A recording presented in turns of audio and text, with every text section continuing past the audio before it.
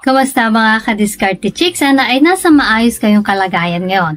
At syempre, welcome back dito sa channel kung saan lahat ng usapang love, relasyon at diskarte ay binabanatan natin ng Real Talk. Disclaimer lang mga ka-Diskarte Chicks, hindi po ako doktor. Lahat ng ibabahagi ko dito ay base sa mga pag-aaral, obserbasyon at karanasan ng mga eksperto. Kung may iba pa kayong nararamdaman o seryosong problema sa kalusugan, mas mainam pa rin na magpatingin at kumonsulta sa espesyalista para masiguradong tama ang diagnosis at solusyon. Ngayon, pag-uusapan natin ang isang madalas na ikahiya pero totoo. Bakit ba mabilis mapagod ang lalaki sa kama? At syempre, paano natin ito maiiwasan para mas tumagal, mas maging confident at mas masaya kay partner. Kaya kung gusto mong matutunan yan, tutok ka lang hanggang dulo. Pero bago yan, i-comment mo muna kung taga saan ka para malaman ko naman hanggang saan ang abot ng ating diskarteng usapan. At syempre huwag mo kalimutang i-like ang video na to, mag-subscribe at i-hit ang notification bell para updated ka sa mga love tips natin tuwing may bagong upload. So, ready ka na ba? Tara, simulan na natin. Guys, na-experience mo na ba yung sobrang excited ka sa partner mo pero ilang minuto pa lang, pakiramdam mo ubos na agad ang energy mo? O kaya takot ka na baka hindi mo mapaligaya si partner kasi feeling mo laging bitin ka? Relax lang ka-Diskarte Chicks, hindi ka nag-iisa at hindi ka rin basta mahina. May mga dahilan yan na pwedeng solusyonan. Number 1, kakulangan sa physical fitness. Guys, baka kulang ka sa ehersisyo o physical stamina.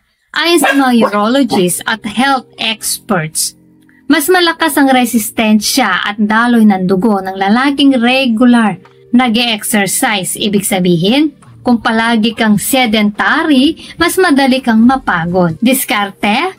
Maglaan ng kahit 30 minutes a day ng brisk walking, jogging, push-up, o kahit simpleng stretching.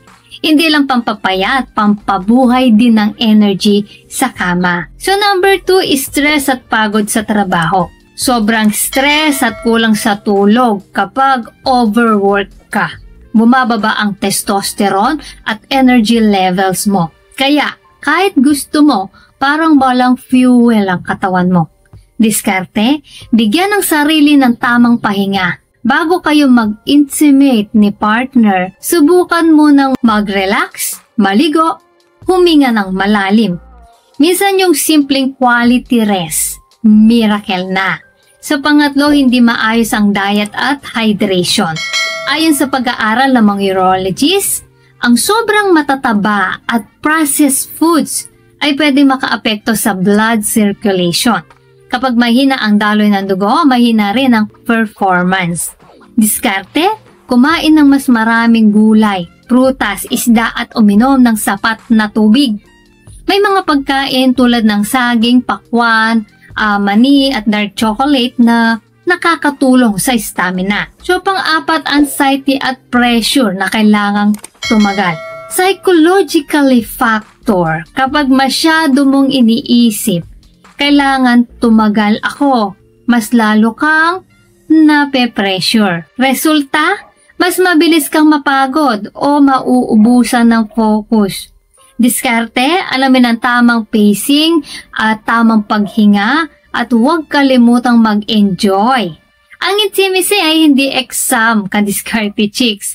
Mas maganda kung relax at nag-e-enjoy ka pareho ng partner mo. Sandali lang mga ka-Diskarte Chicks, bago po tayo magpatuloy, nakapag-subscribe ka na ba?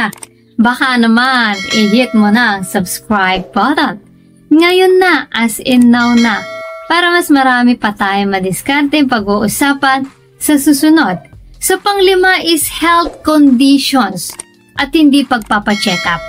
Baka may underlying health issue ka, tulad ng hypertension, diabetes o hormonal imbalance. Hindi ito para ikatakot mo, pero para aware ka. Diskarte, kung napapansin mong madalas ka nang mabilis mapagod at may iba pang sintomas, huwag mahiyang magpatingin sa doktor. Walang masama sa pagkuha ng professional na payo. Mas maaga mo itong harapin, mas maaga kang makaka-recover at mas tatagal ka pa sa kama. Isa pang bonus tip mga kadiskarte chicks. Communication is key. Kung minsan natatakot tayo sabihin kay partner ang sitwasyon natin, pero kapag open kayo, mas madali nyo mahanap ang solusyon at mas nagiging supportive siya. Kaya mga kadiskarte chicks, huwag ninyong isipin na wala ng pag-asa kapag mabilis kayong mapagod. May mga simpleng hakbang para ma-improve yan. Regular na exercise, tamang pahinga, healthy na pagkain, relax mindset, at check up kung kailangan. Tandaan, hindi lang lakas ng katawan ng sukatan, kasama ang pag-aalaga sa sarili. So ayan mga kadiskarte chicks, sana ay may natutunan po kayo sa video natin ngayon. At syempre bago po tayo matapos, shoutout sa ating mga masugid na tagapanood na sina Marlon Rubaton from Neg Oaks, Bago City, Romeo Potia, Romeo ng Batasan, Ronnie Enyeha from Nueva Vizcaya, Renz Francis ng Antique, Benito Gayagoy ng Rizal, Jay Salonga, taga Pura, Tarlac, Gar Jose Elumba, taga Las Piñas City, Pando Rolon, taga Magdang, Romblon, Ulysses Aluvera ng Malocabok Island, Vito Sagay, Negros Occidental, Jan Chingkay Mondega, watching from Saudi Arabia, Sara Baulo ng Davao, RNC Camayo, taga Parañaque, Harte Christopher ng Antipolo, Romeo Angeles, taga Tarlac, Erlinda Cervantes from US, Torbio Estrada ng Leyte, Joshua Micah Jola Menjola from Davao City, Arlo Emitaño from Hilongos, Leyte, at kay Jervic Lopez ng Taguig City. Guys, maraming salamat po sa suporta at panonood mga kadiskarte chicks. At para naman sa mga hindi pa na-shout out, gusto mong ma-shoutout sa next video, i-comment lang ang hashtag kadiskarte chicks at sabihin ko anong topic ang gusto mo pag-usapan natin next. Kung nagustuhan mo ang video na ito ay huwag kalimutang mag-like, mag-subscribe at i-share ito. Comment down below pali sa mga tips na to ang na-experience mo na. So guys, this is Diskarte Chicks, your love mentor na laging nandito para sa mga diskarteng pag-ibig. Kita-kits sa next video. Maraming salamat sa panonood.